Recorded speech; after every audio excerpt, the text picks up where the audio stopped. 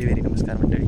तर आज वर्षातला एक सगळ्यात भारी सण आहे आज, दर्शवेळा अमावस्या.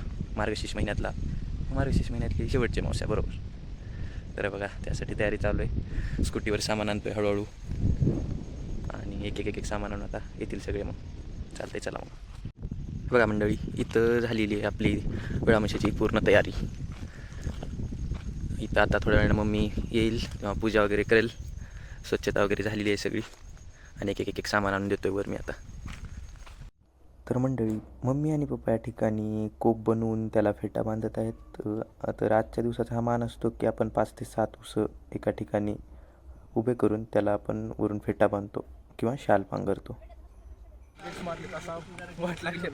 मंडळी बघा, इथं कुठला देवस्थान रे? मसोबा ना? मसोबा देवस्थानला आपण आता नैवेद्य दाखवणार आहे. आज शनिवार नाही, शुक्रवार आहे आज. मग चुकला मग दे. आणि इथं आता नैवेद्य दाखवून अजून गावात जायचंय. असं प्रत्येक ठिकाणी गावात नैवेद्य दाखवून मग शेतात जायचं. ब्लॉग करायचा असेल चल म्हणून. हां, बरं झालं, चल म्हणलं.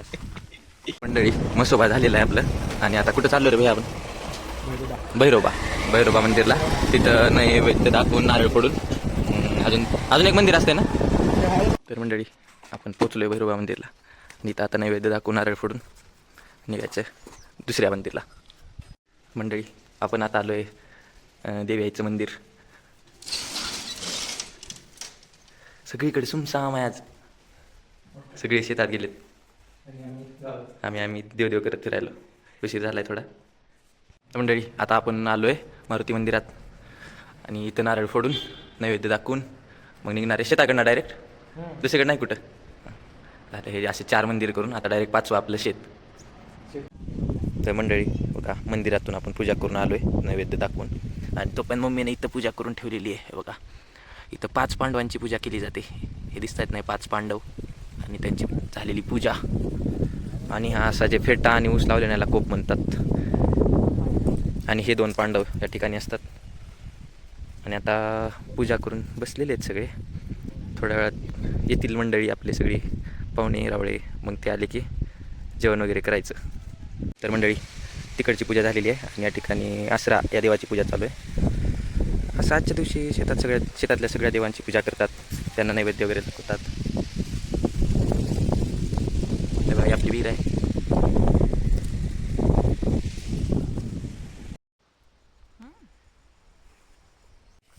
एकदम नंबर 1 असं जेवण झालेलं आहे वेळामशेचं. बघा, भैयानं सकाळी कपडे बदलला नव्हता, आता म्हणल्यावर घालून आलाय. कसले भारी घालून आले बघा. बघा, इकडे या साईडला बंधारा आहे, इकडे का नुसतं पाणी आहे शेतात. क्रिस्टल क्लिअर आहे ते. हिरवगार पाणी दिसायला नंबर 1 जेवण झालं. मग फिरून आलो, आता निवांत झोपलो हवेला.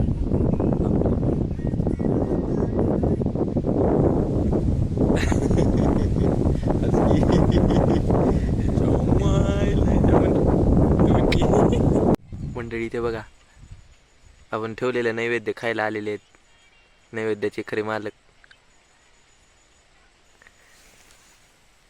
दिसले का? बघा भैया काय करायला. बघा आमचा भैया करणं असेल. बरं गेला रे, तुकडे झाले. अजून एकदा भैया, अजून एक चान्स घेतोय. गेला भाई, पूर्ण लांब गेला आता. अजून एकदा भैया, एक राहिला की. चला, गेला. अरे इथंच गेला.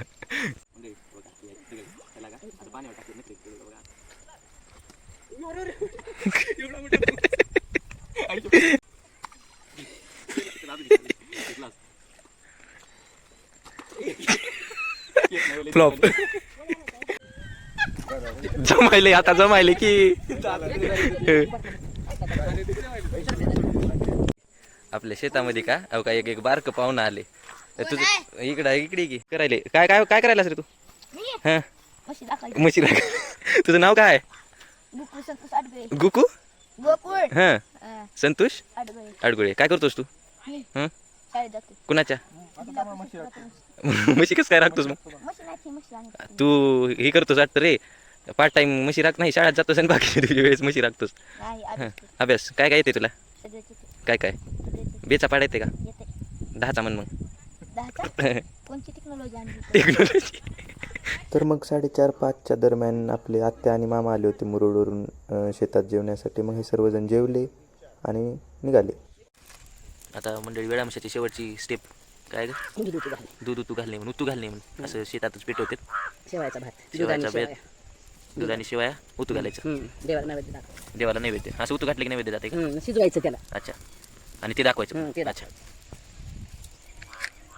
तर मंडळी काही काय कसल्या कारणांमुळे म्हणायचं रे, काही तांत्रिक अडचणीमुळे मुरुडला यावं लागलं. अडचणी नाही, पण कर्तव्यामुळे मुरुडला यावं लागत होतं. बघा भैयासोबत आलतो, अंकलला सोडायचं होतं मुरुडला. मग अंकलला सोडलो, ते आता निघालोय रिटर्न वाघोलीला.